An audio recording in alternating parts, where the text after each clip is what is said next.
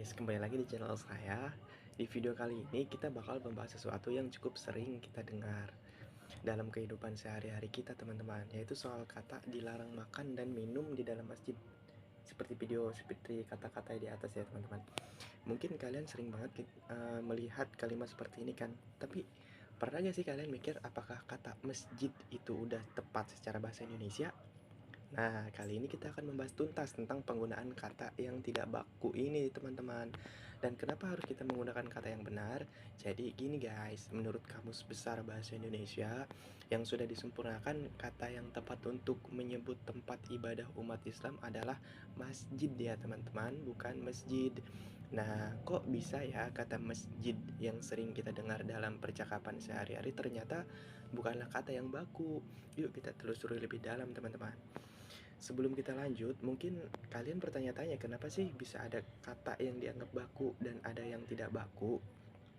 Gini guys, bahasa Indonesia itu memiliki aturan yang jelas dalam penulisan dan pengucapan kata-kata. Dan aturan itu biasanya disusun melalui penyempurnaan ejaan yang teratur, ejaan yang disempurnakan, atau biasa disebut dengan EYD, ejaan yang disempurnakan. Digunakan supaya bahasa Indonesia ini bisa lebih terstruktur dan mudah dipahami oleh semua orang. Sekarang kenapa sih masjid bisa jadi bentuk yang salah?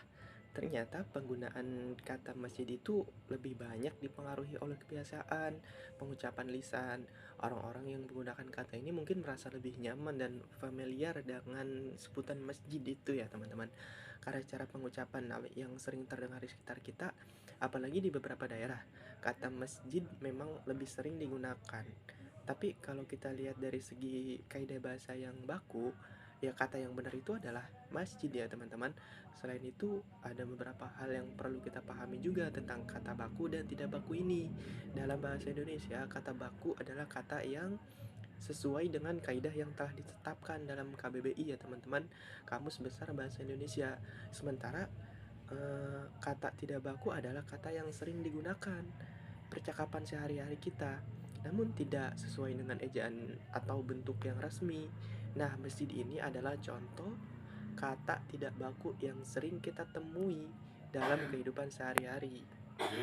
Sementara masjid adalah bentuk yang baku.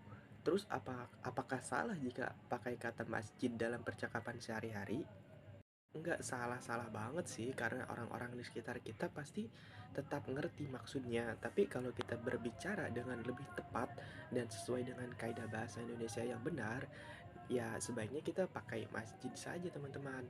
Jadi sekarang kalian udah tahu kan kenapa seharusnya kita menggunakan kata masjid daripada masjid.